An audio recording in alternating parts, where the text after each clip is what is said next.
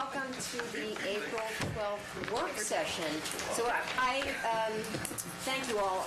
We're going to, at request of me on staff, we're going to jump back in briefly to the conversation about boards and commissions so that they can get on top of it because we have to prepare, staff has to prepare packets. So here is my request, is that we limit this conversation to 10 minutes. If it's going to overflow that, we'll interrupt it, do the rest of our work, and then come back to it because we have staff here to do another presentation.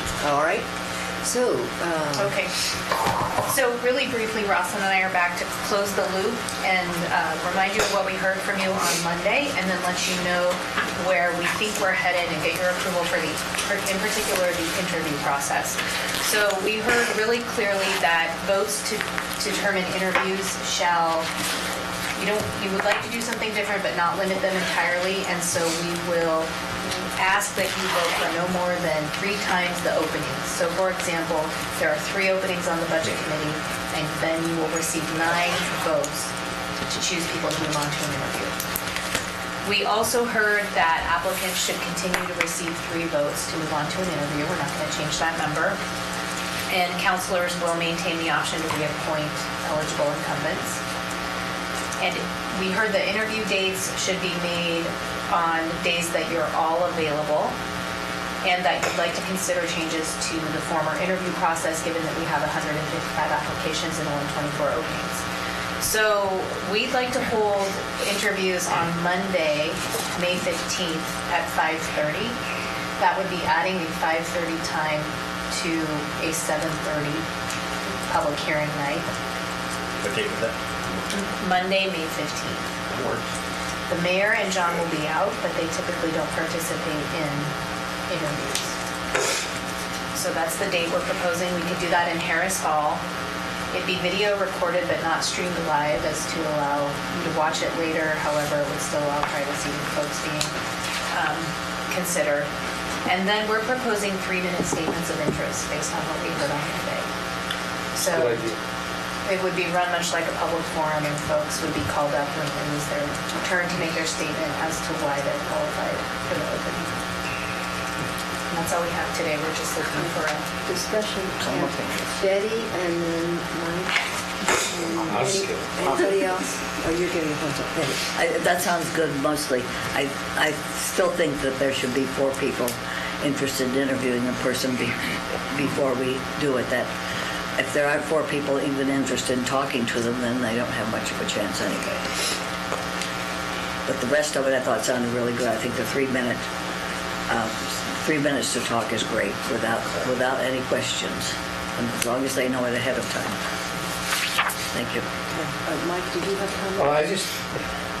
We're not talking about the choosing part where we are one counselor shop. And it gives me pause. I don't have a solution, I'm sorry to say. But for the sake of geographic balance that we've talked about and for other reasons, I would like to see us have some weight to that, but I don't know how to, I don't have a solution. So I throw it out there again as something that perhaps staff can Alan? Did you say 3-minute statements of interest? And what's the rest of the format? Is it? That would be the only format. And we did hear that you'd have an interest in asking follow-up questions. We'd offer that you'll have their full contact information and can reach out to them prior to approving or voting for someone to actually be appointed. So what you're suggesting is that they come in and just do a 3-minute thing and then they leave? Yeah, I think the And we just difficulty. run people through? Again, we're trying to reduce the amount of door time that it takes to interview folks, but still allow them time for face-to-face contact with you. And doing anything other than 3 to 5 minute statements won't actually result in a reduction of time. We'll be back to the former time commitment of roughly 15 minutes per person if we think about transitioning all that. I do like 1 or 2 questions, see how they think on their feet, but I understand the time constraint. But I always suggest 5 minutes, 3 minutes is fine for a testimony, but this is why you want to be on a commission. Might be a little more depth than that. And so how would we prep them for that? we'd ask them to come prepared with a statement. Yeah, I meant, what would we say the statement should cover? I think it's that first question that we proposed in the questions we sent you previously, asking why you'd like to be appointed to the position that they're applying for. I think it should be 5 minutes. Claire? Thank you. I think, with the written application that we get from folks, many times those are very thorough. And so I feel comfortable with the 3-minute statement parameter. I think we kind of talked maybe after our meeting, a couple of us, I heard comments about, we have to keep a 3-minute timer and make our points. I mean, we get rounds, but nonetheless. So I think being able to pitch yourself and your reason for wanting to be on there combined with the application that they submitted, for me, feels like enough information. And as you point out, if I wanted to quiz an individual further, I could contact them separately. I would be all right. The no more than 3 times vacancies is good for interviews. And then right now I feel like because we are missing a counselor, I would prefer not to raise the threshold to 4. I think for future, for next year, assuming we have a full slate of counselors, I'd be all right with that. But I think at this point, I think we need to have some deference to the fact that we are missing a counselor and take that into account as we think about how we do this process. 2019, we might not have it. Well, yeah, I thought Christian did a good job trying to... I know. Emily? I like the 3-minute talk. I like the 3 votes for the interview. I'm wondering, 5:30 to win on that Monday, and is that enough time to fit everybody in? Will we know how many interviewees we have? Right. So our other thought was that we could also reserve Wednesday, May 17th, which is your regular work session time. And between those 2 dates, we should be able to. And so have that at the lunchtime, and then people could come in and fit in their schedule. All right, Chris? Yeah, I like where this is going. I agree. I think 3 minutes would be okay. I mean, I would like 5, but I can understand 3. What I would do is adding 2, why did you apply for this position? Why are they interested? I think it would also be nice to say, and what particular qualities do you bring to the table? Because I want to know what they perceive as their value to the committee. It's great to hear why people want to do it, but I also would want to know how they think they can contribute. So it would be a 2-part question. And then I also agree, because we're down 3, but normally I would go for 4. All right, Mike, have you on the second round? Pass, but I want this one. Betty? I agree with Chris. I think it'd be good to have a question that says, why do you want to be here, and why should we choose you, or what are your qualifications? That's all in one question. Okay. And no other questions for them. Right. So does that give you enough clarification, direction? Do we need to reinforce this agreement on the 3 versus the 4 counselors supporting? I still think it should be 4, but I think if everybody's okay this time, we'll try it as proposed with the modifications, particularly on the questions you talked about. People are okay with that, we'll give it a go. Schedule for the 15th or the 17th as a backup date if needed. Thank you very much for that. Thank you very much for that. And that was super fast, great. I like it. 9 minutes. 9 minutes, well done. Okay, now, manager, we have a conversation on inclusionary zoning and... I'll turn over to Stephanie to lead us to the conversation. Good afternoon, Mayor and Council. I'm here in response to a session request and a suit initiated by Councilor Taylor to talk about some state legislation that's created some new opportunities for our community. So I have a PowerPoint I'm going to walk you through. There are some technical pieces to this, and so I'm going to try to kind of lay those out as quickly and succinctly as possible, and then allow time for the conversation and questions to follow. So just starting off, so I'm here today to talk about 2 related but separate proposals or concepts that have been enabled through state legislation last year, and that was SB 1533. So the first is the concept of inclusionary zoning. I'm going to talk a little bit about how inclusionary programs look across the nation and what we are able to do in Oregon as a result of the legislation. And then second, I'm going to talk about the concept of affordable housing trust funds. And so there is, nationally, this is a tool that's used, and then also there were some options for creating a local dedicated source for affordable housing through SB 1533. And there are some implications for inclusionary zoning that I'll go through. And then we'll have time to review council options and discuss next steps. So just writ large, what is inclusionary zoning? So I think most people in the room have heard of inclusionary zoning, but very simply, it typically refers to local requirements to build affordable homes as part of a market rate development. It can be mandatory or voluntary, and so there are lots of examples of different approaches to this issue across the country. And generally the goal is to increase the number of affordable units and to integrate them within the community. We have seen these programs adopted by hundreds of jurisdictions across the country. They're more prevalent in some states than others. And in Oregon, in 2016, the state of Oregon adopted SB 1533, which allows for a limited form of inclusionary zoning. It had been prohibited since 1999. And thus far, the city of Portland is the only jurisdiction in Oregon with a mandatory inclusionary zoning program. We know that Corvallis is actually exploring a voluntary inclusionary zoning program at this point in time.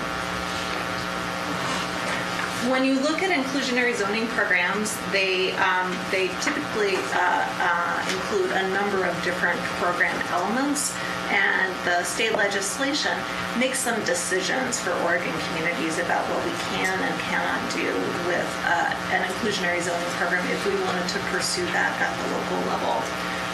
So the first question is, what kind of development does this apply to? As required by the state, it only is applicable to multifamily structures with 20 or more units in that structure. And so make sure you're thinking about the structure, not the project or the development. It's the actual building. The second requirement is a percentage of dedicated units. Local jurisdictions can require up to 20% of the units in eligible structures to be dedicated as affordable. The third requirement is, what is the targeted level of affordability for those dedicated units? In this particular case, Oregon requires that the rents for dedicated units are affordable to households earning 80% of area median income and above.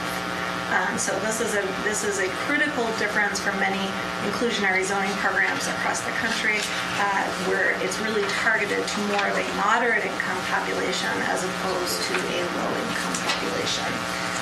You can, through voluntary measures, provide incentives to lower those affordability levels, but you can only require, the lowest level you can require is 80% of area median income. Those units may be sold or rented, so important to recognize that you could have a 20-unit condo or a 20-unit rental development, and this would apply to both should Eugene decide to implement this. When you think about development incentives, most inclusionary zoning programs across the country do provide some kind of development incentives, even in mandatory programs, to offset the costs of including these more affordable units. And the state of Oregon's legislation provides a list that local jurisdictions must choose from. And they include things like SDCs or tax exemptions or cash incentives or density bonuses. So there are a number of different items you can choose from. The next element is the fee in lieu option. This is fairly common in inclusionary zoning programs across the country, that developers may pay a fee instead of including these units on site. And the state of Oregon's legislation requires that local jurisdictions offer the fee in lieu. The amount of this fee is up to the local jurisdiction to decide. And so you see a lot of programs that across the country where it seems that they're encouraging developers to pay the fee, or other programs where they're encouraging developers to actually include the units on site. The last element is location within the jurisdiction. There are no restrictions in the legislation related to this issue, so you could implement an inclusionary zoning program for the entire city. You could adopt it for just a part of the city. You can also vary the kinds of incentives from place to place within the community, depending upon market conditions. And that is actually what we are seeing Portland do. When we think about inclusionary zoning considerations for Eugene, I just want to go back again to that mandatory inclusionary zoning could only create units affordable to people with moderate incomes in structures with 20 or more units. And so this is a more limited application, and it gets to a certain outcome that I think we're just really starting conversations around our missing middle housing, and so this is a policy that would kind of fit in that bucket. And then, of course, we have to provide development incentives and a fee in lieu option. Another opportunity or possibility is pursuing a voluntary inclusionary zoning program. I mentioned that Corvallis is taking this route instead of the mandatory inclusionary zoning. And this is actually much more flexible. It can be applied to any kind of development. And you could encourage participation through development incentives and gap financing. And there's a potential to more proactively implement existing programs or create new programs that could work with voluntary inclusionary zoning.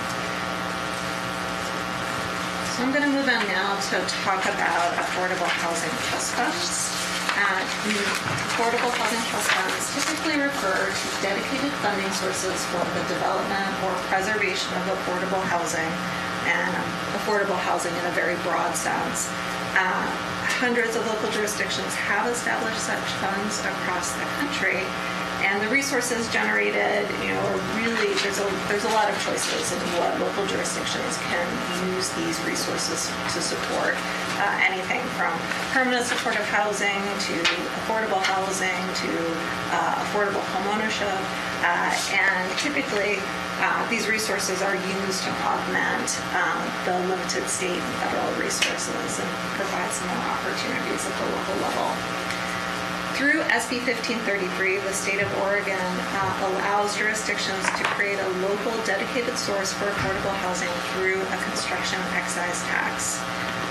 And these options really were created in response to increasing housing challenges throughout the entire state of Oregon.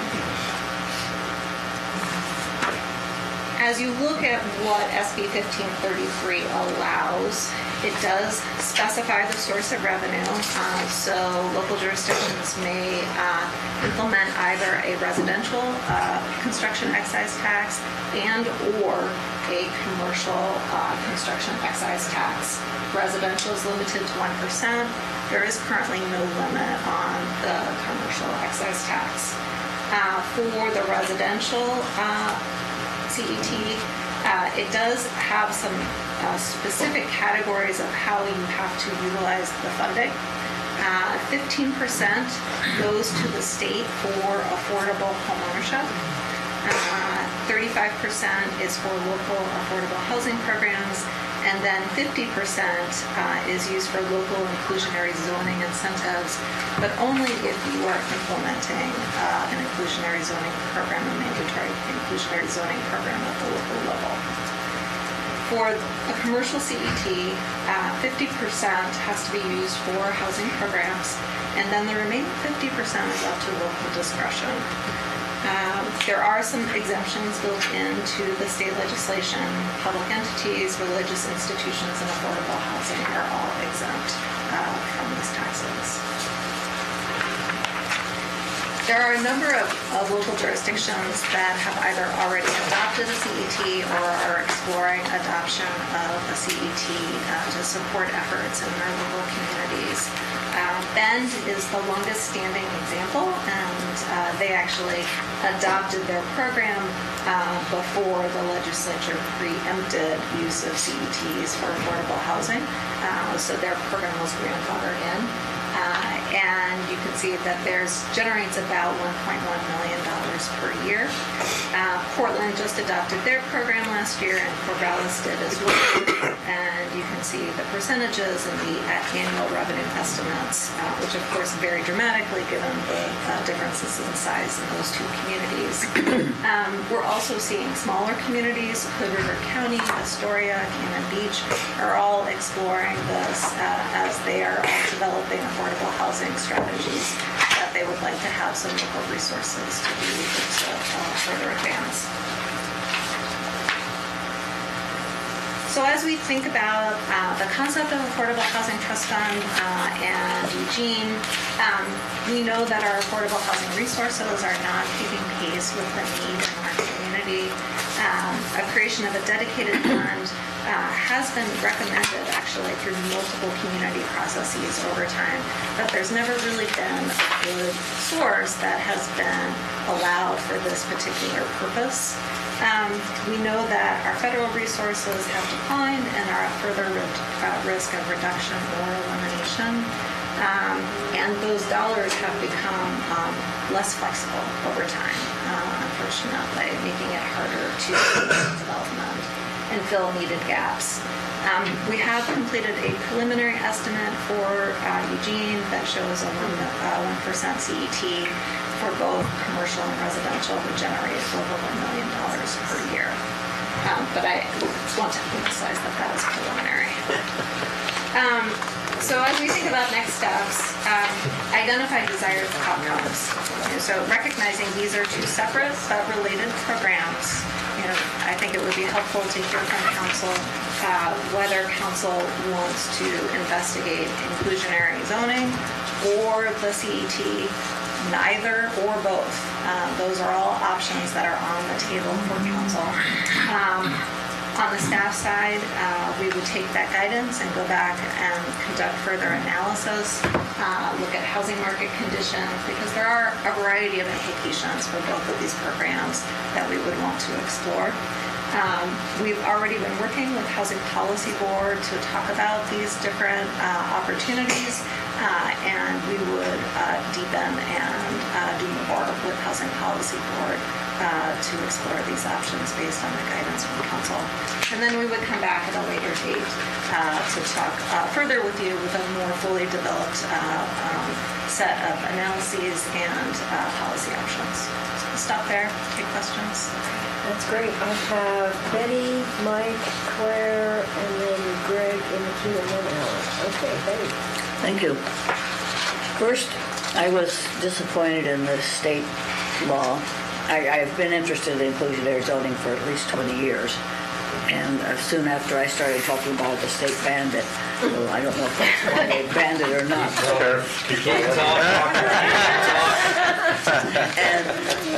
But I'm disappointed, and I hope that we can exert some influence to have them change this. The things, the fee in lieu, that defeats an important part of the purpose, in my opinion. I think part of the purpose is to have integration of different income people, and that defeats it if they can give a fee and say use it some other place. I don't know why we would have to give incentives. That's what they say, but incentives, if they build where I've seen this and where I've heard about it before, they just build smaller units. And it costs less to build if you build something smaller. If you have an apartment building, you have a smaller apartment, and maybe without the dishwasher and the lush carpeting and all the other things. And if it's a housing development, which that's another thing I'm disappointed in, they didn't provide for a housing development. But if it was a housing development, they could have a single car garage or a carport and not all the expensive appliances. They could build more inexpensively. In Charlotte, I saw little tiny apartments mixed in with others, and people who don't have a lot of money could afford those. You wouldn't need an incentive, you just spend less to build it. So I'm disappointed in the state law in that thing, and I'm also disappointed they didn't include houses if there was a housing development. If a part of them could be smaller and less expensive, just mixed in with the others, not. But as for the agenda, I thought we would have more examples from other jurisdictions. I know there are a lot of places. Downtown Boston has inclusionary zoning. I don't know whether it's all of downtown or not, but I know that the former mayor was very proud of it, of how it was working. I think the state of New Mexico, and we have someone right here in town, the owner of the bar from New Mexico, and knows someone who lives in Portland who's been working with New Mexico on their inclusionary zoning. And incentives, I said that already. So I would like to know what we can do, not just what we can't do, and what can we do to get the legislature to make it so that we can do more. And for especially Portland, what are the provisions of theirs? I thought we'd get that today. Thank you. Thank you. Mike? Thank you, Mayor. I strongly urge my colleagues to answer the staff's question with the word neither. I'd say both. I know that, but I would strongly urge everyone to say neither for some really, really simple reasons. One, we've already argued for. We know because we've spent an awful lot of time redoing MUPTI, because we know we need that incentive in order to see multifamily units built. We know that there's a fundamental difference between all of the markets that were listed and Eugene. And that is the alternatives for people who build housing to do business and to build things. In the Eugene area, they can build things in Springfield, they can build things in Harrisburg, Creswell, Cottage Grove, all the other surrounding communities. When it becomes cost prohibitive to do so in Eugene, we've seen it for years. And I would suggest that us adding more mandatory, it's the mandatory one that I think is problematic. The mandatory inclusionary zoning and the CET are incentives for people who build multifamily housing to go build it somewhere else. The consequences for us will make the situation that is hard for many in our community harder. It will make housing more expensive, not less. And I'm one of those who spends more than 50% on housing of my income. So I'm one of those that is severely burdened, as they say. And I don't want to see us making the problem worse, which I'm sure that this will, with the alternatives for people who don't want to be regulated in that way, and how and where they build and don't want to face that expense when they can build elsewhere. And the thing that I would say, too, is one of the other differences is our unique demand situation. We can't repeal the laws of supply and demand in this case. And with Envision Eugene, and when you do the math, we have quite a lot of multifamily housing that we need to see built in Eugene in the next 15 years. With the numbers that we've chosen, we need 6,800 units built in the next 15 years. For all of those people who don't like the hub because they think it's a huge, it's oversized and it's too much, that's 187 units. For us to complete our plans with Envision Eugene, we need 37 more hubs built in Eugene in the next 15 years. And if we don't do it, housing will get tremendously more expensive. So for us to make it harder to build housing and more expensive to build housing seems like a very bad idea to me. Thank you. Thank you. Claire? Thank you. Thank you, Stephanie, for that information. I do agree with Councilor Taylor. I'd love to see a little more detail on Portland's program and Ben's as well. Some just more specifics. So going back to your presentation, so you said that dedicated units need to be affordable for households earning 80% AIM or above. How is affordability defined? It is that they pay no more than 30% of their income for rent. Okay.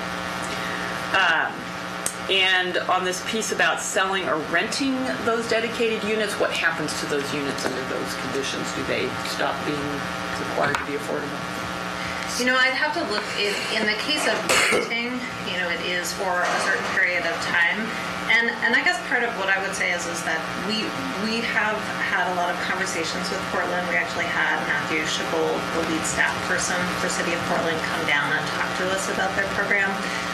And I've seen multiple presentations. And I think, part of the challenge with IZ is if you want to dive into that, it is a very complex set of discussions. And so Matthew does a great presentation where he talks about the 16 different policy issues that they considered as they were developing their inclusionary zoning program. So it's a little bit of, I felt like it would be important to get a little bit of direction from you all before trying to dive into that level of complexity with the program. I think that there's, when you're talking about selling, that is a model that I'm less familiar with, especially in a condo. It's a little bit easier to kind of envision in a subdivision. And whether or not there would be resale restrictions, there might be some flexibility on that. Okay, so that's a question that's still kind of sitting out there. Does the legislation dictate how we use the fee in lieu of? No. So it could just go into the general fund? It could go into the general fund. It could, in many places, they do use it to support affordable housing. Sure. That makes sense. So yes.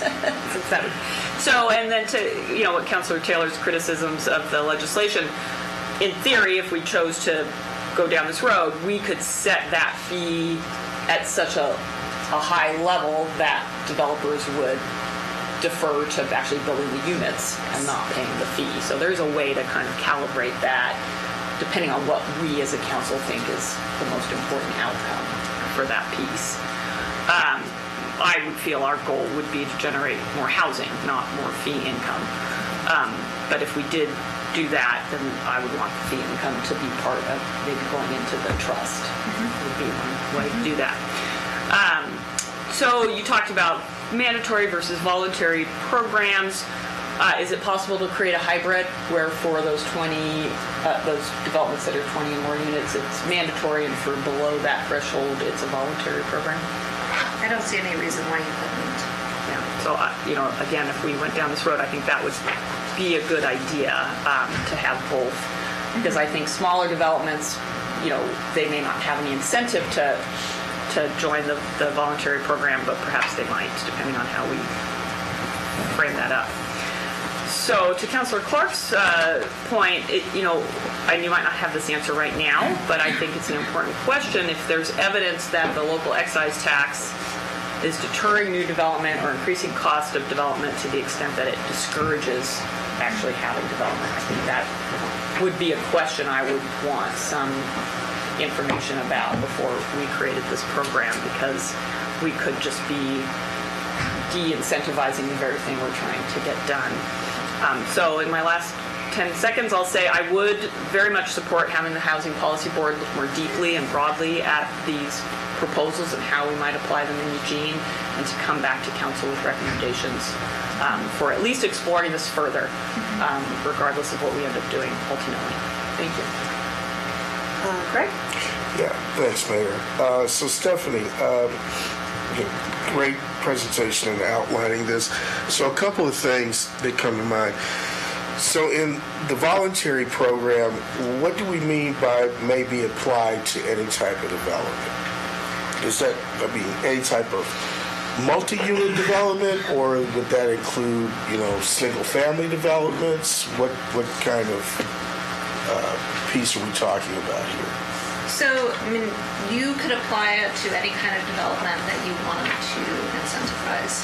There are no restrictions, and the state legislation was very clear that they didn't want to inhibit or prevent any kind of voluntary inclusionary zoning programs locally.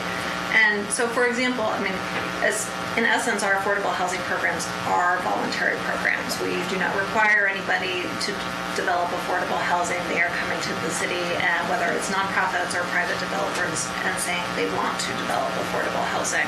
So we're working with them on an array of incentives. We haven't successfully developed any affordable housing units as part of market rate units, but we've worked with developers that were considering doing that in the past. And so it is possible, actually, with some of our existing resources to, it doesn't have to be applied to the whole development. It doesn't have to be all or nothing. But I would say that our focus and our kind of staffing has really focused on the affordable housing development. It seems like Corvallis is actually using part of their CET funding to hire a staff so that they can more aggressively work with voluntary inclusionary zoning and to find ways to incentivize development that work for both the developers and get to the goals that they're trying to achieve. So in a global context, I don't know whether you've stumbled across this in your research or not, where has mandatory inclusionary zoning really worked to the effect in terms of where, getting to the goal of creating the kind of affordable, the number of affordable units, the kind of affordable units that, we're trying to get to? I mean, there are some very successful and impactful programs in other parts of the country. Montgomery County, Maryland, is known as the national leader, and their program has been in place It has been in place for 20 years.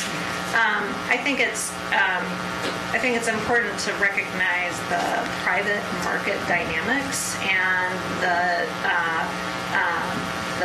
economics of development.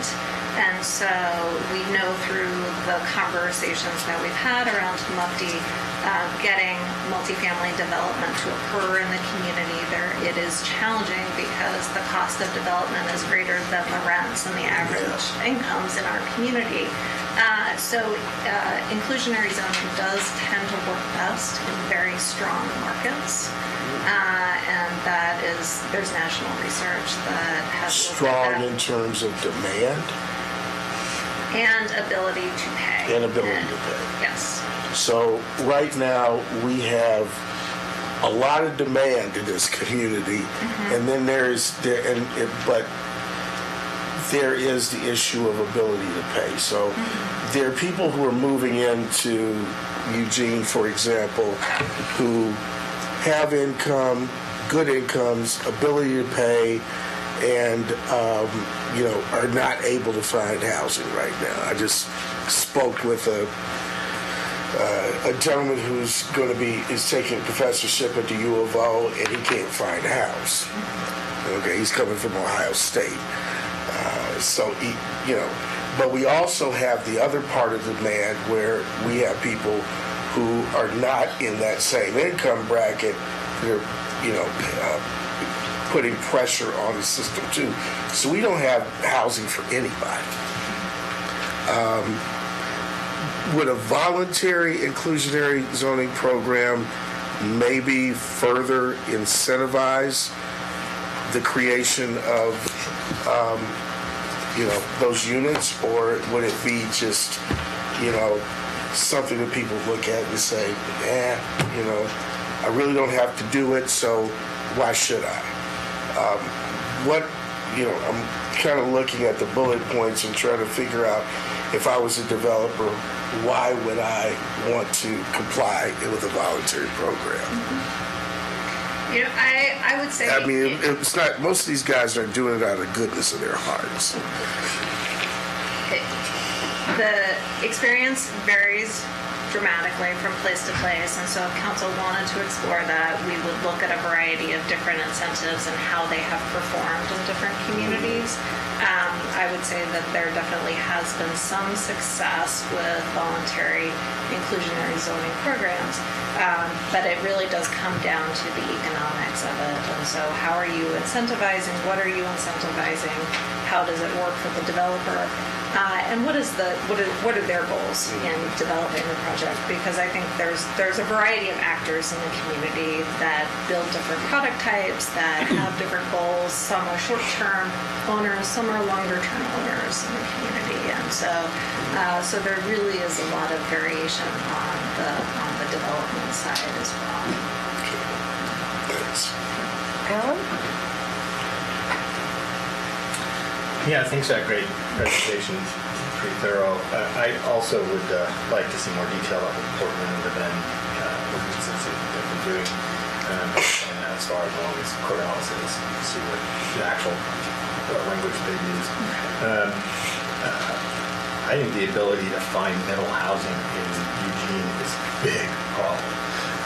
I've talked to numerous people who just can't find housing in that middle range. It just doesn't exist.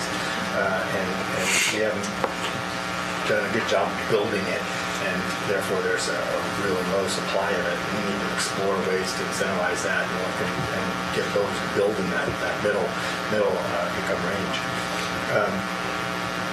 I would also be interested in seeing some information that you could find about the economic and market impacts of inclusionary zoning in established areas already. And then I would also agree that we should have the Housing Policy Board look at this in more detail, but I'd also like to see the Human Rights Commission look at this in terms from an equity perspective. I think that's a real important thing for them to weigh in on as well. The 1% that got to $1 million in Eugene, is that on all residential commercial development, not just housing development, but all development? All development, okay. And then the limitation of 80% of AMI, what is the AMI? So for I know it's 80% different. of AMI for a family of 4 is about 44,000. And so if you're talking about 30% of a family of 4's income, a rent level would be about $1,100.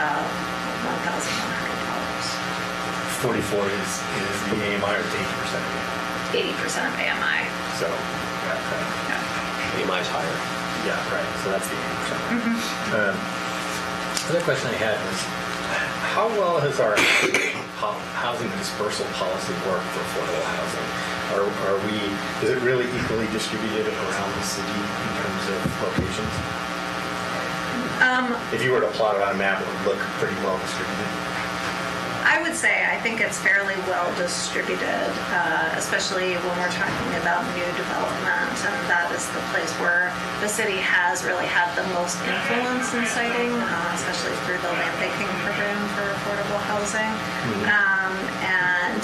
Of course, we do have some very old, very large developments like Yapella Terrace, and right next to that is Parkview Terrace, and so you do see some concentrations where you have some of those very large older developments. Yeah, Yapella Terrace is very old.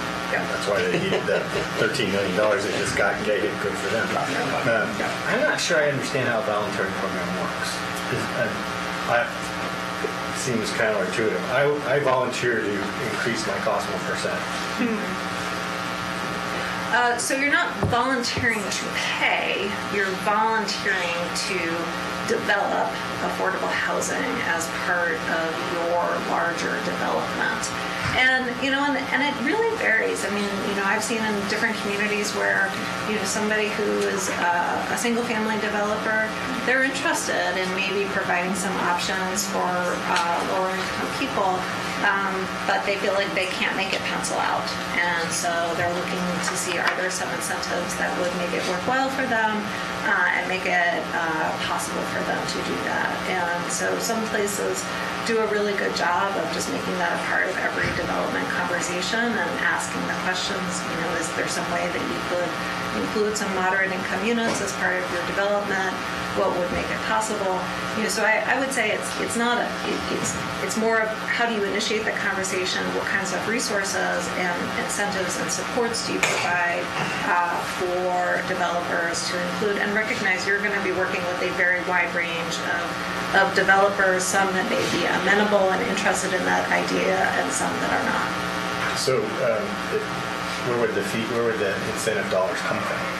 A variety of places, so there are some places use density bonuses, some places use system development charge adjustments, sometimes there's tax exemptions. So there's a really wide range of tools that different jurisdictions use to incentivize inclusion in market rate As development. opposed to a CEP getting money from that. Right. I mean, you could implement a CET and use those dollars for a voluntary inclusionary zoning program. But the CEP would be voluntary. Correct. Right. Correct. Yeah, the council. Well, and I would say council has a lot of control in how to apply the CET. And Yeah. so there are state exemptions, and so council could create additional exemptions. Some communities are just considering a commercial CET and not residential because they're concerned about impacts on residential development. I would also add that the home builders were very involved in the state legislation, and so that's why you see a cap of 1% on residential that's already in place, and why you see some of the things that you do with the inclusionary zoning and how it's structured. What would be your recommendation of how to use the CET money? So what's our most pressing needs? I'm going to say that. I would say. Wait a minute, I didn't say that. Yes, Stephanie. Go ahead. I'll answer for affordable housing and defer to city manager Don't listen to that. on the rest of the city's needs. As we look at affordable housing, I would say we have a great set of programs in place, but we've hit a plateau.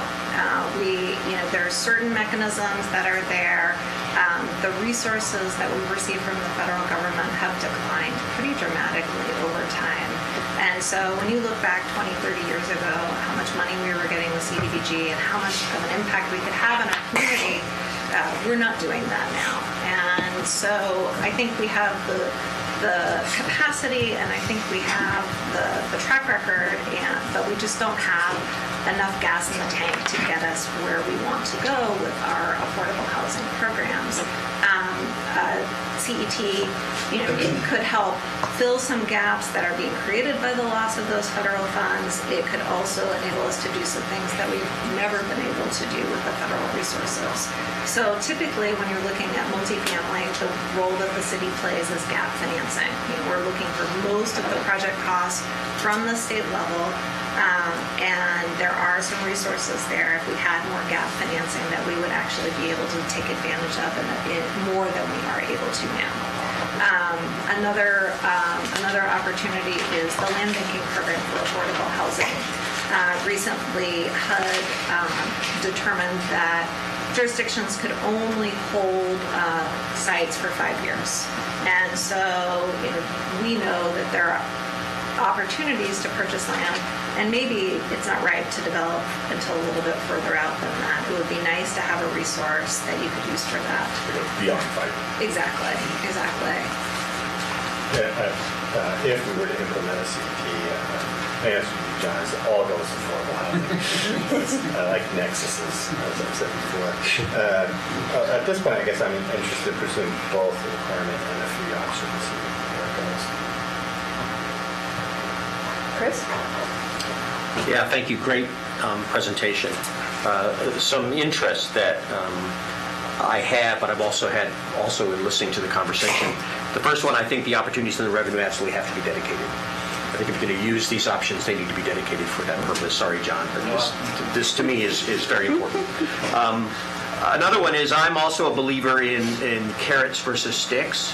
I think you can create a lot of voluntary compliance if you utilize carrots. That's what transportation demand management is all about, is trying to figure out a way to utilize carrots instead of sticks. So with that in mind, I'm thinking there's kind of 3 approaches we can take to this whole housing question. And one is we can hinder development through whatever mechanisms we put in place. It could ultimately hinder development. And that's by being too much of something or going too far with something. Another one is you can be neutral, which is to say, we'll just take hands off. We won't do anything and just let it take care of itself. And I think the example of how that doesn't necessarily work is downtown. For many years, we said, let's take a hands off with downtown, leave it alone, it'll do itself, and it was basically dying. Which leads then to the third option, which is you provide some help. And the help then becomes critical in terms of how you actually create that help. What does that help look like? How does it work to actually be help and not some sort of a hindrance in disguise? And so I think that's what we're really trying to accomplish here. How can we help development that's appropriate to the city without creating an undue hindrance? And that's where it has to be very balanced and very careful.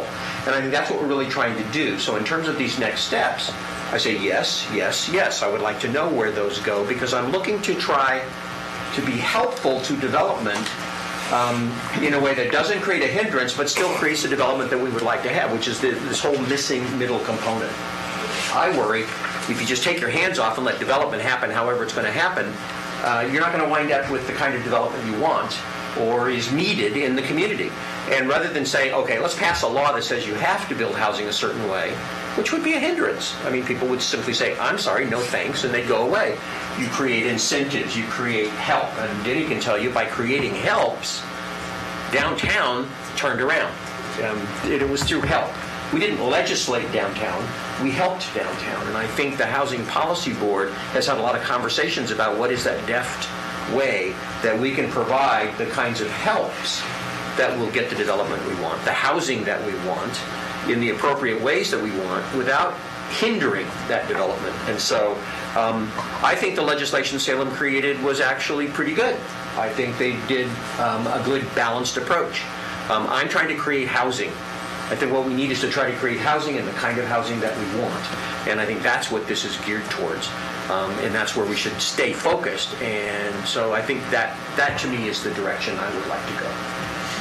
I have a couple of people in the second round, but I'm going to jump in for a minute. And this comment that you made, Stephanie, that's the most daunting to me is the 16 policy areas involved in developing this plan in Portland. And so I'm actually sort of interested in the opportunity cost and the cost in general of a program like this versus what we get out of it. And Stephanie and Emily and I both have all three been part of this missing middle conversation that was last night and today. And one of the compelling pieces about the presentation we heard, which was if you remove the barriers, this missing middle housing will be built. It doesn't have to cost the city per se. It could be an adjustment of system development charges or other things. So it's not that that's an easy thing to do either. It's not that it's not complex, but so I'm interested, I mean, you've been part of this, sort of a reflection, but I think in following up, I would be really very interested in just understanding what we would be taking on sort of administrative in terms of taking on a program like this. What's it going to cost? How much staff time is it going to take? Are we actually going to get, this 20-unit thing and we might get 5 units out of it? And how much is it going to take to actually get those 5 units? And is there a faster, quicker, cheaper way of getting those 5 units? So I think that's also the balancing act that we should be looking at. And, so I'll leave that question there. And Emily. Thank you for the presentation, and thank you to my fellow counselors. All of my questions have been brought up by you. I have been reading about inclusionary zonings in other areas. Thank you, George. And they've had a lot of successes in some places, and it's only a small sample. I'm a little disappointed in the limits of the Oregon ordinance, but I think that our housing situation is so critical, obviously low income, but also this missing middle. And the presentation yesterday was pretty exciting with the types of housing they were talking about putting together. Very attractive, that looks like houses, but holds a lot more people. I thought it was very respectful and accommodating of people's needs. So I really would like to continue on with the information gathering because we're desperate to do anything for more housing. At first I didn't understand why anybody would do voluntary, but now it's really making sense to me in that you want those incentives. If you can increase your density, then that's something that you might want to go for because, like Mike brought up, we want to make sure it's actually going to increase our availability of housing. I'm a little disappointed that it doesn't have to be on site. I'd rather not have fee and lieu, but we can't do anything about that. So I'm really interested in finding out more. And thank you to everybody for making my job easier. All right, second round, Betty? Thank you. I just have a question. Does there have to be an income requirement? My impression was that some places that anybody could rent it or buy it. It's just that you mix in less expensive units. And I don't like the idea of an income requirement. It just let people who have less money and can get by with less space purchase those or rent those units. So the legislation really talks I'm about not talking about Oregon, but in general, does it have to have an income requirement?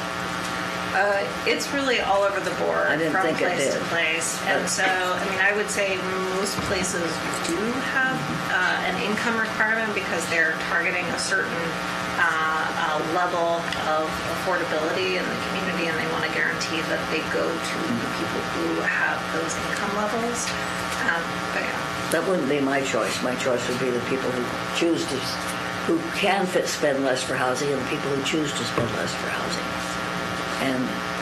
And mostly it would be people who need to spend less. But I don't like the idea. I'm much more in favor of affordable housing than subsidized housing. And I know we used the term affordable for subsidized, and I think that's unfortunate. I think, and I would like to I definitely want to continue discussing inclusionary zoning, and I want to know what we can do.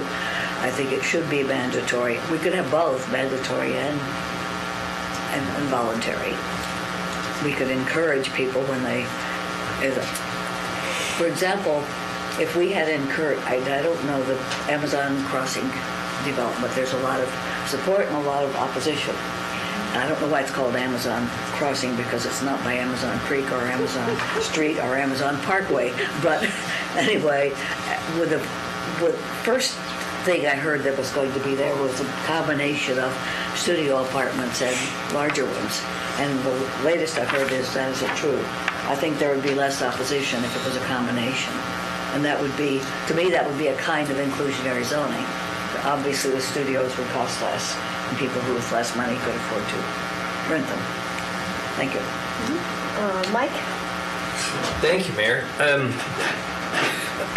Let me say that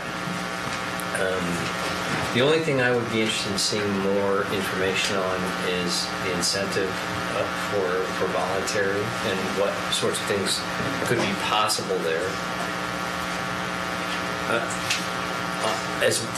As someone who knows enough about economics to know that I know that's the only way we would actually see that stuff built is with incentives. I know that that's the only way that it would be practical to actually occur. But at the same time, the political reality is that we'd be creating a whole brand new sort of mufti that would probably not be as popular in the general community as we might otherwise think. And so I don't know that that would be a good idea either. I don't know that it would enjoy broad public support. An interesting comment just now was Betty's, because she and I absolutely agree on something. Yep, absolutely agree. And Alan said we've all said a similar thing. And that is that we recognize that we don't have enough affordable places for regular folks to live in. And I'm one of them. We don't have enough. So, let me ask you, Stan, as someone with great expertise in the field of a range of different kinds of housing, if you were charged with seeing the market as a whole become more affordable, is this one of the ways you would use to get there, the mandatory or the CET? Would you try to get to a more affordable market for a larger number of people by implementing those things? So I would say at this point in time, I would want to better understand our market conditions. So because, as I shared, Portland went through a very extensive process. They created a panel of experts, and because part of this is understanding what are the potential impacts on a variety of different stakeholders, and they're, Portland really has calibrated their program to the different market conditions in different parts of the city. I'm also a researcher, so Yes. I also like to have a little bit more information before I felt comfortable making a specific recommendation related to inclusionary zoning. It has worked in some communities, but in some places it doesn't. And so I think we need to know more before really sort of landing on what would or wouldn't occur with mandatory inclusionary zoning in Eugene. I see Denny shaking his head over there too, and I have great respect for his expertise as well. And I would say that studying it is fine. I'm knowing what I know after having sat in this chair long enough. I understand the way our often attempts to help the private market deliver an outcome end up with opposite results. I would argue with my friend Chris that our problem with downtown wasn't that we took a hands-off approach. Our problem was that we screwed it up for years by putting way too many difficult mandatory things on downtown. For example, when we changed the FAR, the floor area ratio, from a 0.6 to a 2.0, all of a sudden it made building anything absolutely unaffordable for anybody who builds stuff. And that's one of the reasons why people stop building things there. And so I would hate to see us start going down that road in the interest of a pure heart of doing the right thing and having more affordable housing as a condition to instead create barriers. So thank you. One thing that I would add is that, and several counselors have commented that what we are allowed to do is fairly limited. And so, so the first thing we would look at is, well, how many 20-unit or more buildings do we have in the community? We also would look at, okay, would it be easy for developers to reconfigure them to get to 19 units so this wouldn't apply to them? So we can get to a pretty quick sort of assessment of like how many buildings and units would likely to be produced through a mandatory inclusionary zoning program as established by the state. Alan? There's a new student housing development, 4 stories tall, it's around 100 units, being developed near campus on Orchard Street, right off of Franklin, behind the Market of Choice there, right near my house. And it had no incentives associated with it, but it's all studios and 1 bedroom, no doubles, quads. It's all studios and 1 bedroom. Studios are going for $1,275, and the top floor with a view is going for $1,800. Not what I would consider affordable housing. We don't have a problem building that expensive market housing that makes developers big profits and builders big profits. It's the other part that we do have a big problem with. Actually, I got a tour of the unfinished building by Ken Jennings. Any relation? Jennings Property Management. It's just the name you're supposed to have if you're in housing. I asked him about middle housing and how we could work on that as we were walking around, and he said, it's really, really hard. There is no really good solutions to this. There's a lot of things we can do around the edges, but it's really, really tough. And unfortunately, I didn't ask him about inclusionary zoning, whether or not that would have made a difference on that project. But I think the appropriate place for government to act in the marketplace is when there's a market failure and a common good or common public policy we want to achieve an outcome. And the lack of middle housing and affordable housing are 2 really good examples of where government should and needs to take action in order to have those things be built. Some of it means getting out of the way by removing barriers, but some of it just is the economic system means that we need to adjust the incentives so that the economics make sense. Banks, when they're looking at the loan portfolio of a developer, it's not really that important what kind of housing it is. It's just bottom line stuff. And so the incentives is what pushes the affordability, or pushes the project into a go position, would make a lot of sense. And if we can have incentives that create affordable housing units within existing things and still have all that, the pro forma work by doing incentives for it, or doing our own projects which create the either land banking or incentives or other kinds of things, that's something that we need to explore really carefully. And we also need to explore the things around, and I'm kind of of two minds here whether or not we should eliminate some of the things like or relax density standards or SDC waivers or property tax exemptions for affordable housing, because I think middle housing is in desperate need of that. Maybe it can be both, but I think middle housing is really where we need to spend a lot of time focusing, because that's a dramatic disaster for market failure. Claire? Thank you.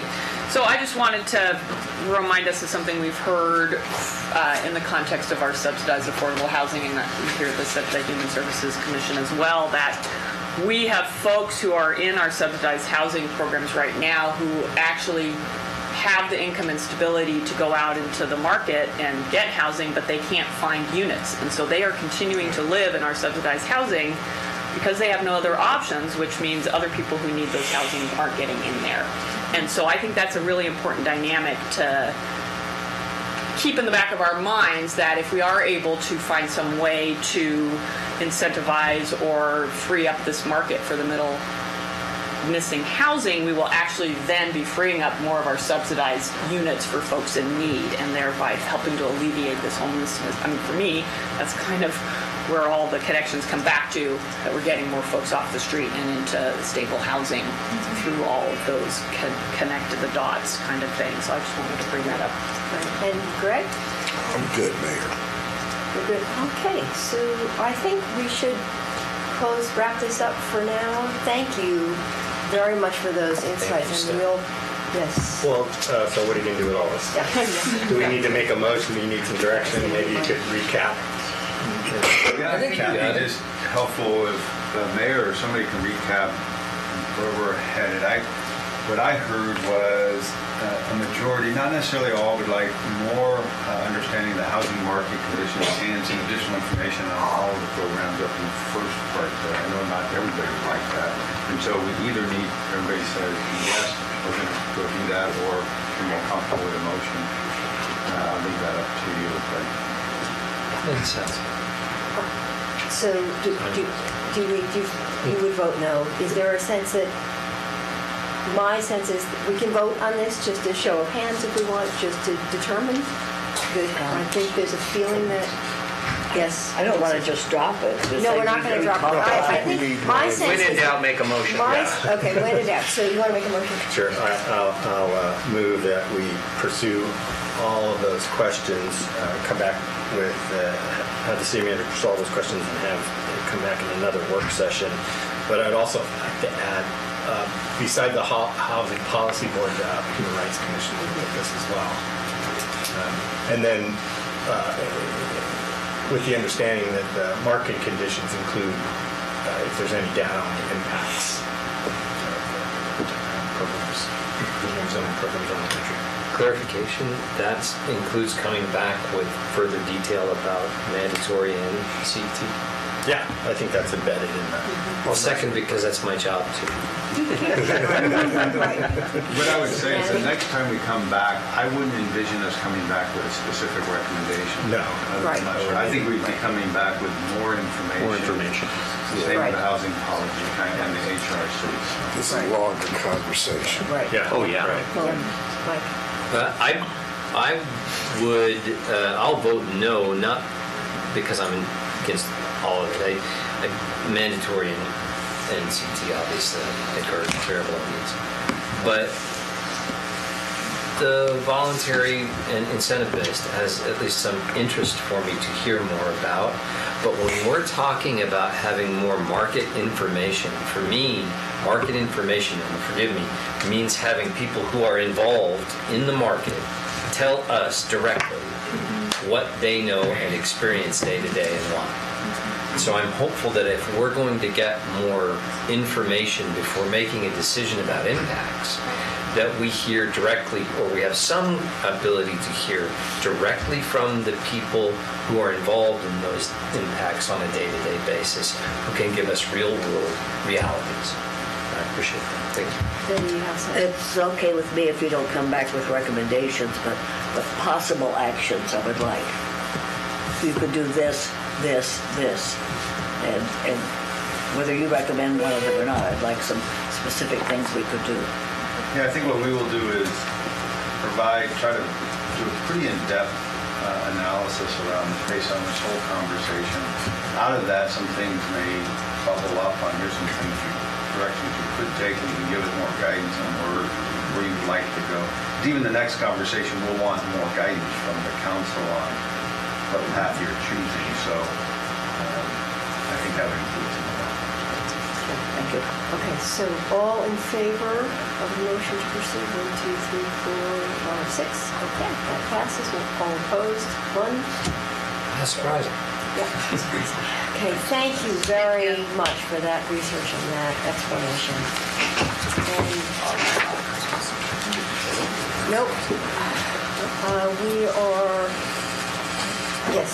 Mayor, I wanted to do, I know that we had this as part of the agenda in terms of reports and other things, but I wanted to call your attention and pass out to council a resolution that I emailed to you during the break and may have gotten, caught up in the shuffle of the many hundreds of emails that we get all the time in various parts of our work life and other things, but wanted to call your attention to this particular proposed resolution that I worked with staff to develop around the issue of anti-Semitism in our community and the increased incidence of anti-Semitism that have occurred over the last few months. There's been also an increase in biased crimes in our community, not necessarily particularly targeted at the Jewish community, but in general at minorities and other folks. But I particularly wanted to focus on the Jewish community because of what I consider some of the more virulent acts of bigotry that have occurred in our community, and I'm calling to one. I think that the police chief noted to us about a week ago about hate graffiti going on one of the bridges under one of the bike bridges that was, I think over by Valley River. This has been going on all over the place. The appearance of swastikas going around.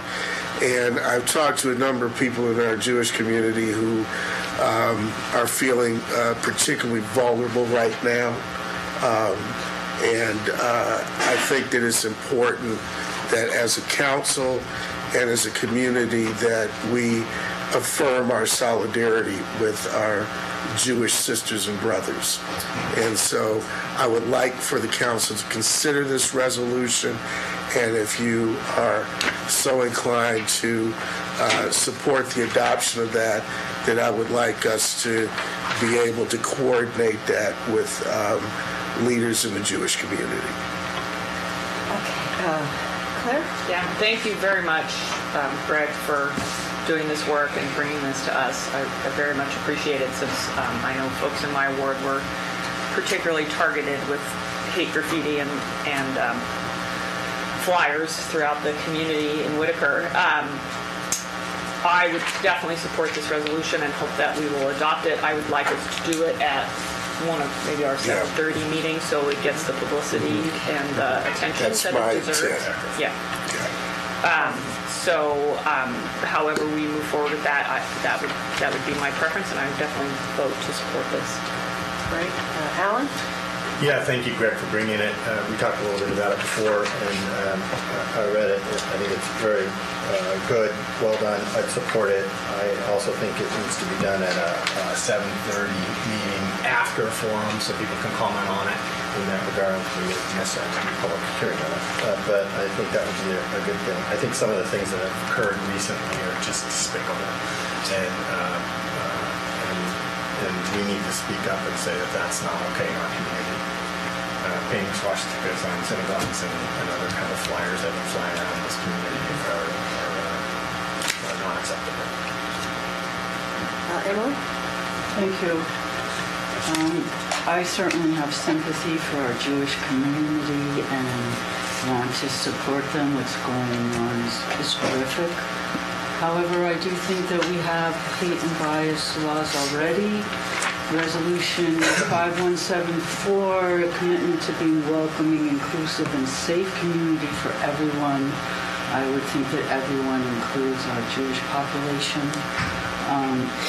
I don't want to be seen as against this, but I feel that we put out a lot of resolutions, and if we put out so many, each one loses some of its strength.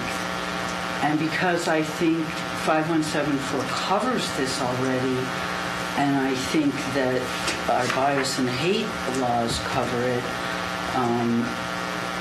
I think it's an obvious thing from us. I'm not sure why we need to reiterate it, and I don't want to weaken our resolutions, and I think we have so many demands on our time.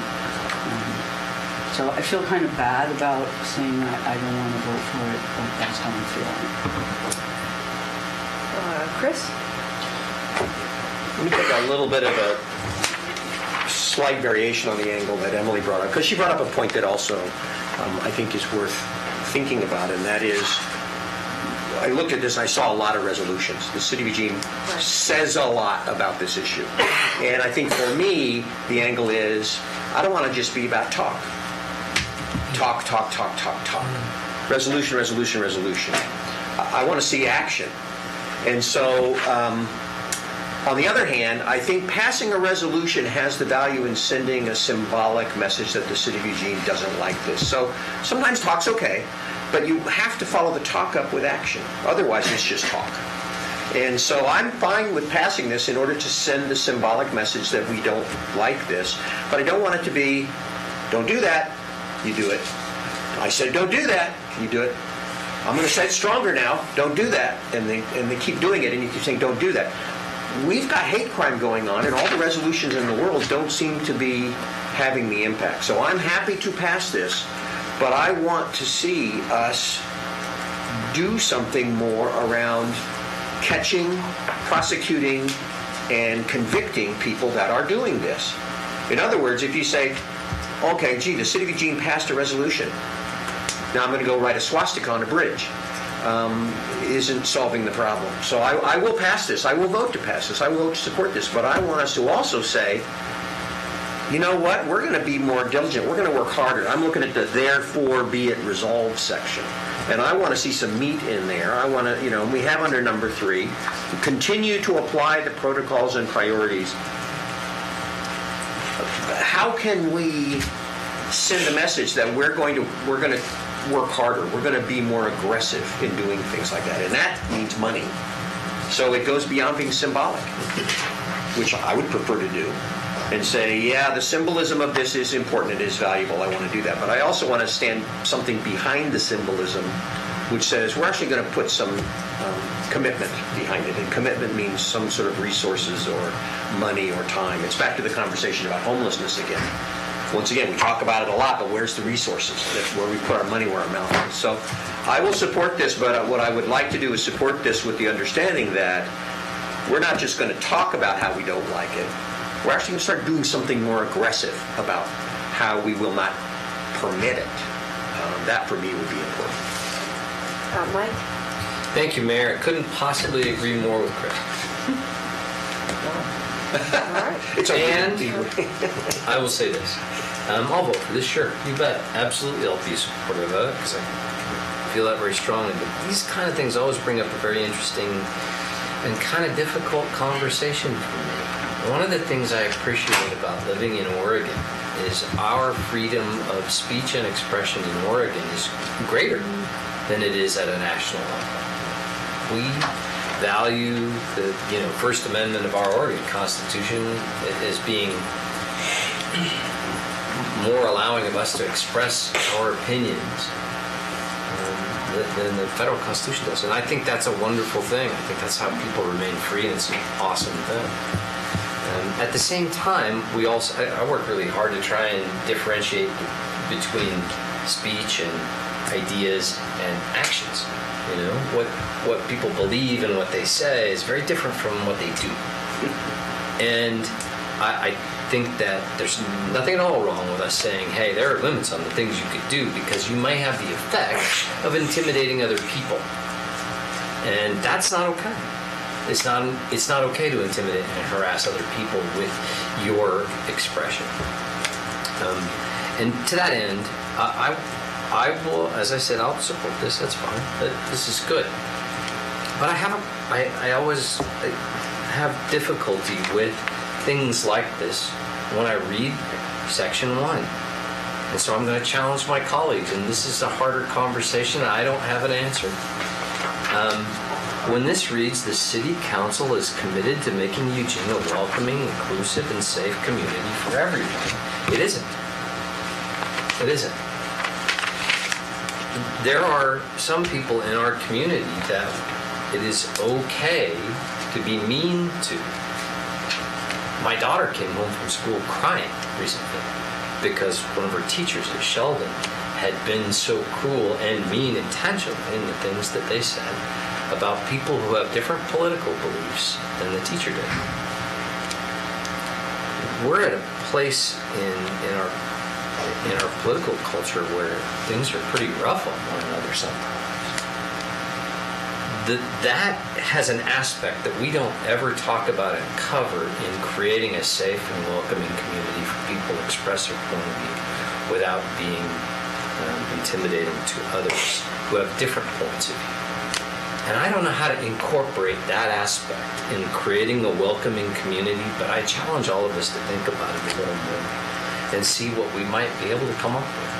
Because I think it's very important to a lot of people in our community who may have voted one way that was popular on a large scale nationally, but not so much locally, and who are regularly abused for it. So, thank you. Ready? I don't know what to say to that, but I think See? I think Emily had a good point that I don't think we need to make a resolution for every group. Next we would need there are people who abuse gay people too. Do we need a resolution about that? Do we need a resolution about Republicans? I could write it. I don't know that it's needed. I think what might be good is if the mayor made a statement about what's been happening and what we're doing to combat it, which we're already doing, and that we are concerned, and we congratulate the police force for being diligent. And I really don't think we need another because there are lots of groups that could ask for a resolution there are lots of people who are mistreated in addition to Republicans. And some of them may deserve it. Part of Really? Interesting. I didn't say who. I said, but I think I just don't see it as being necessary. I wouldn't like to vote against it, but I think if we could agree that we have a statement by the mayor, that we as a council, that it's our standard position that we think everyone has a right to freedom from abuse. Right. So we have a second round. I actually appreciate that. I think what we really want to be able to say as a city government is that we're paying attention and we don't want this to continue and be sort of very clear about how we propose to proceed. So whether we embrace that in a resolution or whether that's a statement that I make, I think both options are open to us. I have two more people in the queue for a second round, and we do have a staff person here to give us an update on the legislative, and we are running out of time a little bit. So, just a prompt, I think if we need to extend by 10 Move minutes. to extend by 5. Thank you. Okay. Great. All in favor of extending? Terrific. Thank But I you. have to leave right now because I have another meeting. Okay, so I have Claire and Alan for a second round on this, and then Thanks. I really appreciate the thoughtful conversation and comments. I do think this is a tricky issue, and I totally agree with Councilor Clark. You know, one of the things we enjoy in Oregon is a broad free speech protection.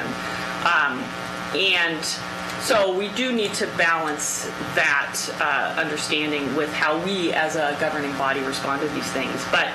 And so, you know, I would point out that a number of the hate activities that are trying to be responded to in this resolution were offensive speech, legally protected by law. They were not illegal activities. Now, the tagging and some of the other activities fall into illegal activities. But when you're dealing with speech, then my feeling is your response is to reply with more speech. And so that's how I view this resolution, as a verbal response, not necessarily a law enforcement response, but an affirmation of what our values are. And I will point out that Republicans aren't a protected class that have been historically... Say Republicans.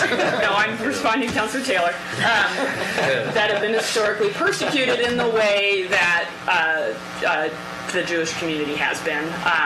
So I think it's very important that we as a council and this governing body let those targeted members of our community who feel very vulnerable, feel very scared, and just as we did with the immigration resolution, that we have resolved to provide whatever legal protections we are able to under the Constitution, as well as just moral support. I think it also sends a message to our law enforcement officers that the city takes this type of activity very seriously, that it must be investigated as any other crime in the community. And I will tell you, the feedback I received from folks in Whitaker whose businesses were targeted was not positive in terms of the initial response from law enforcement. The folks who had their businesses tagged were very, very upset.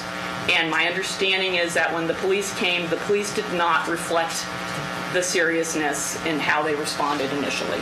Later on, I think when a detective got involved, the import was more obvious. But the initial response from the patrol officer did not reflect back to that community member how vulnerable, targeted, and scared they felt by the activity that had happened on their business. So for me, I also think listing our past resolutions really shows that we do care about these things and we take these very seriously. And I agree, there are times where too much symbolism then undermines the point that you're trying to make. But I don't feel that we're there in this case. And so I would support this resolution as it stands now and ask the City Council to adopt it. Alan? I agree with what you just said, Claire. I think this is an appropriate response. There are certain things that go over the line, and we, as a council, need to comment and take action on. And this is a very visible example of it. I agree that people felt vulnerable and scared as a result of these demonstrations of hate. And with that in mind, I think acting is also very important.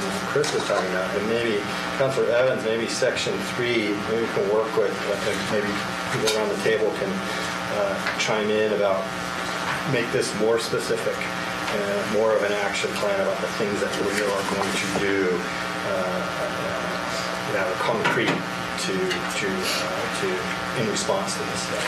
So maybe that could be straightened a bit with some more things. Yeah, I just think this is a starting point for a deeper, dive into this. But I'd like to get us out in front of this before,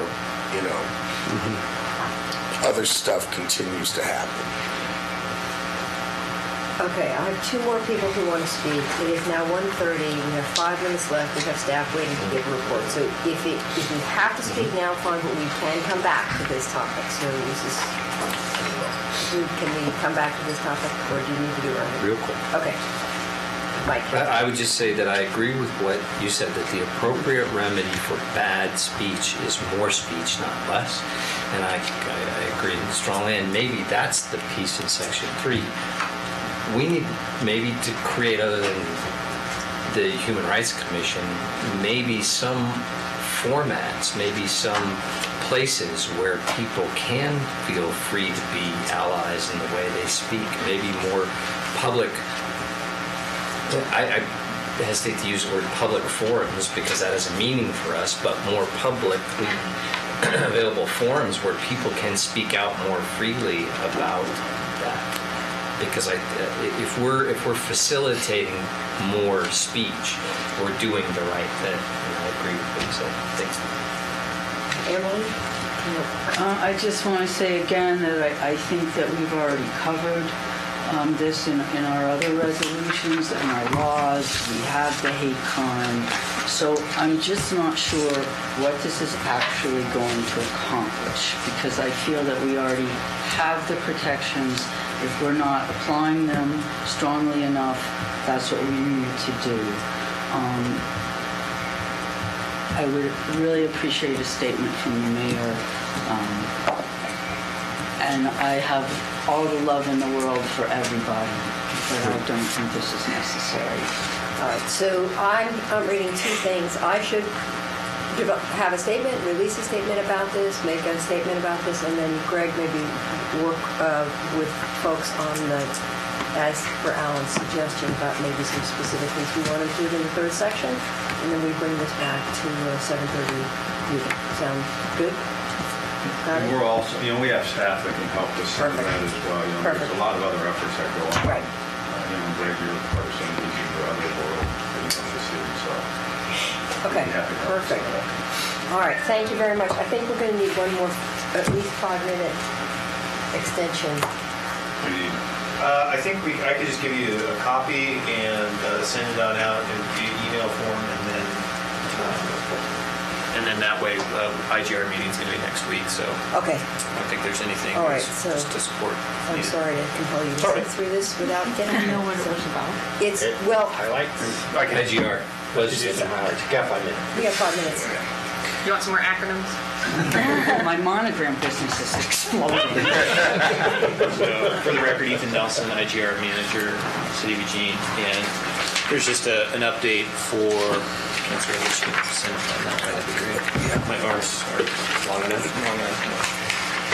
Just a few bills in terms of priority for the city and where their status is. And I can send this on out as an electronic document as well to Mayor and Council. And if you have any questions, you can follow up with me online or in the office. And we will have an IGR meeting following next week's work session.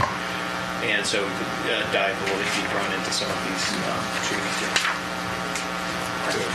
Claire and Greg, Just a technical question. So who's the council representative on the RGR right now? We have Councilor Clark, Councilor Taylor, and Mayor. It just appointed. Okay, to take Councilor Bowles. Okay, that's my question. Thank you. let's see, Greg, did you have a question? Yeah, Ethan, is HB 3157 the Uber bill? No, HB 3246 is on the back, and it's dead. Okay, it's dead. It's dead. Okay. Yeah, I was kind of paying attention to that because I know they introduced 5 bills in the legislature, 3 of which were crap, but the other 2 were intended to do local preemption on our ability to regulate.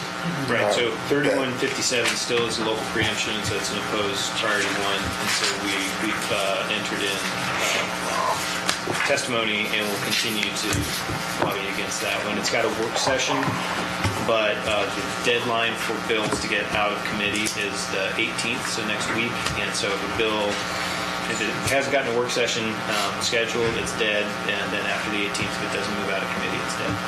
So we'll all give an update next week. And then What is that? What does 3157 do? It would preempt, it would basically remove the ability for jurisdictions to regulate taxis, vehicles for hire. And it would It's a free-for-all bill. And it would put that with the Oregon Department of Transportation. And interestingly enough, ODOT has no interest of Really? Gee, I wonder what. Shock. Okay. Thank you very much. And you actually made it. Thank you. Well done. Thank you.